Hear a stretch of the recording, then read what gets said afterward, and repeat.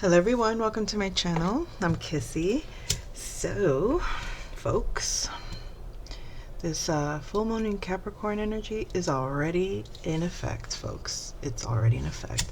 Listen, I'm already telling the universe, please stop. Stop reflecting to me old decrepit men as trying to make me feel some way, somehow, like that's me.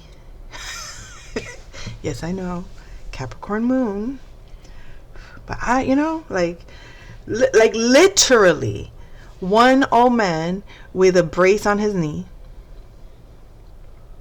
Another old man is an alcoholic. Another old man is blind. And I'm like, you gotta be fucking joking with me. Like, you have got to be, universe, fucking playing games with me. This is what I love about the universe. The freaking humor of the universe is so dark. I love it. I love it. Alright, let me stop playing. No, but is it like not? You think about it when you're like, ah, and you're like, okay, universe, I love you. Thank you. Oh, glory be to thee, O Lord, that I may be of infinite service. And you present yourself to the world, and and then you start attracting all this energy, and then you're like, kaboom, kaboom, kaboom, and you're like, wait, what is this? What's the meaning of all this? Why are you folks in my face right now? Is it just the energy? Oh, you're just the image of, oh, okay. So Capricorn energy is in full effect. Okay, got it. Maybe not Capricorn, Saturn energy. Because in my mind, the true embodiment of Capricorn energy is a divine masculine. That's it, a divine masculine. Take that as you will. Anyway, that was just me rambling, talking trash. Why am I talking trash? Trash? I don't talk trash. We do not talk trash here anymore, folks. You see, I had an intention for a long time, and something that I manifested so beautifully. This beautiful divine feminine energy that reminded me of my disdain for the ugly. The ugliness of things, in people, in the world, because it exists, but it doesn't have to be my reality. And for that, I'm so grateful, because you can lose sight of that sometimes. And let's be mindful of our words. Lose sight? No, we don't lose our sight here over anything. Our sight is intact. Her eyes in, her eyes on.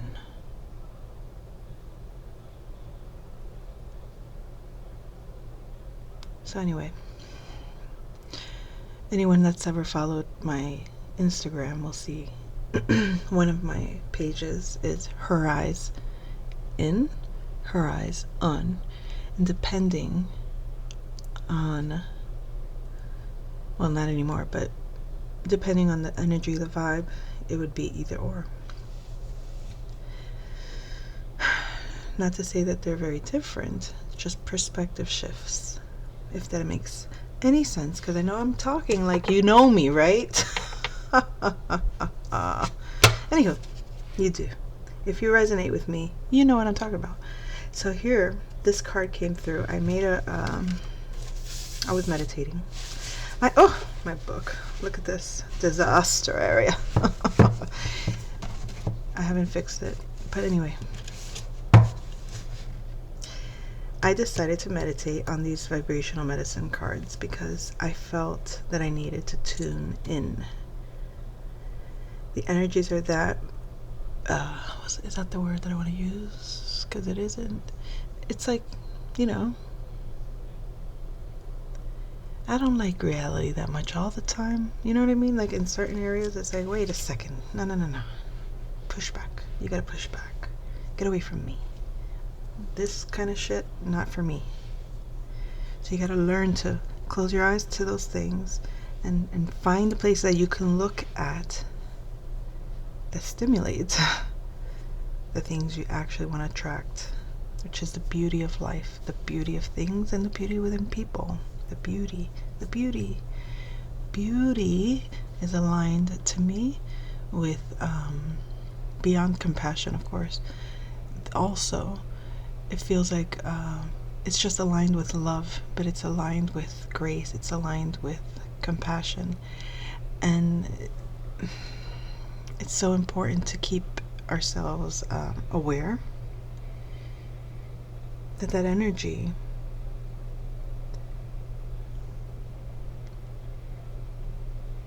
is very potent.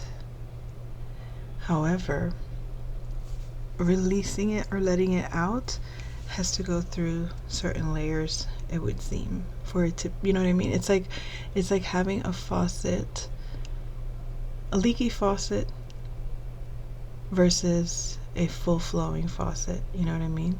And when you're the one giving that energy, you might not want to open that faucet everywhere all the time, you know? Like, you want to water the garden, you don't want to flood it. So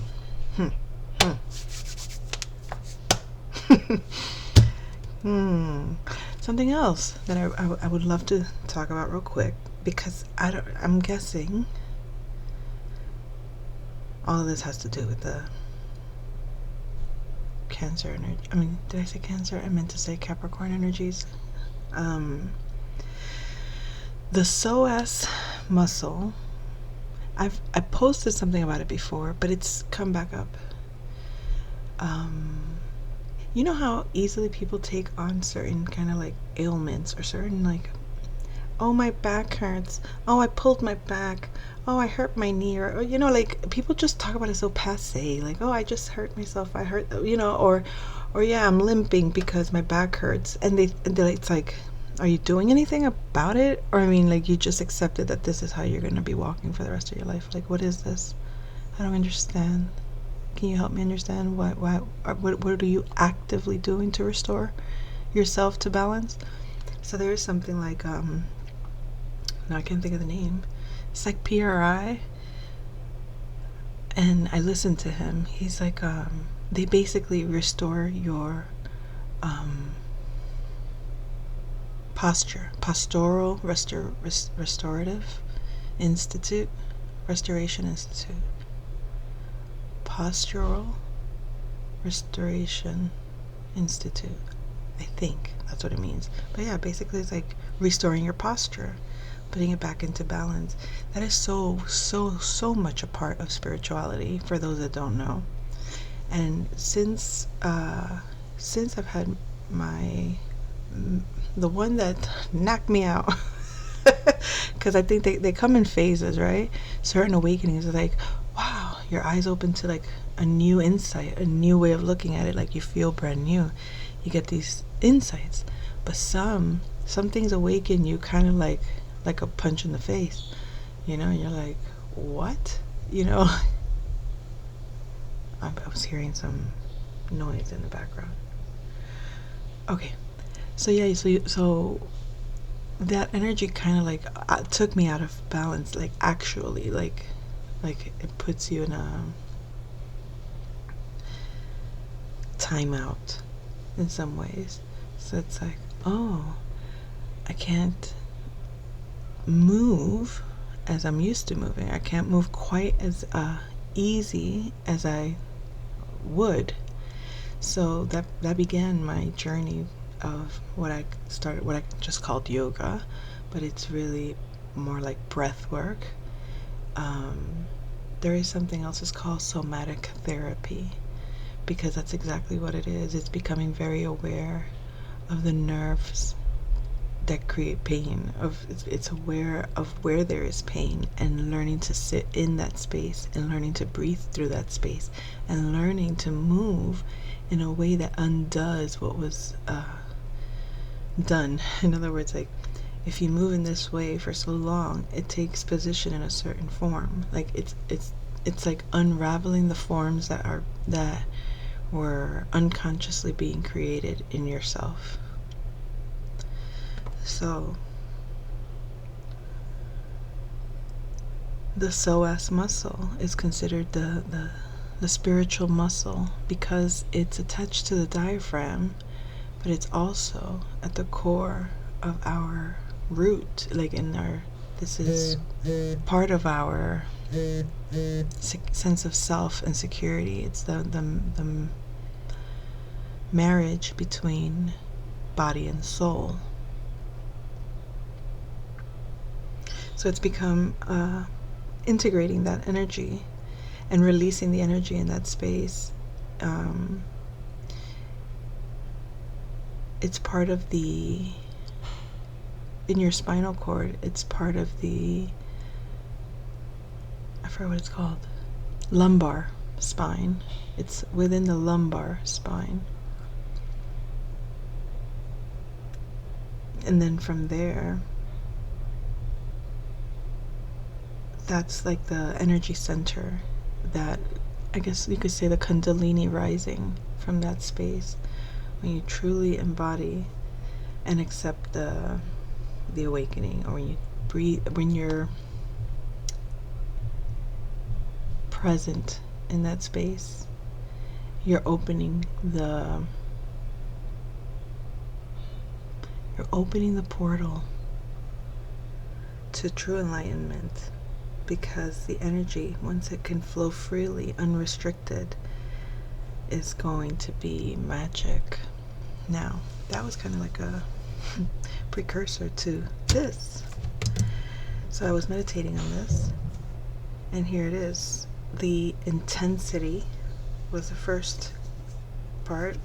The next one is wholehearted. So I do want to read that.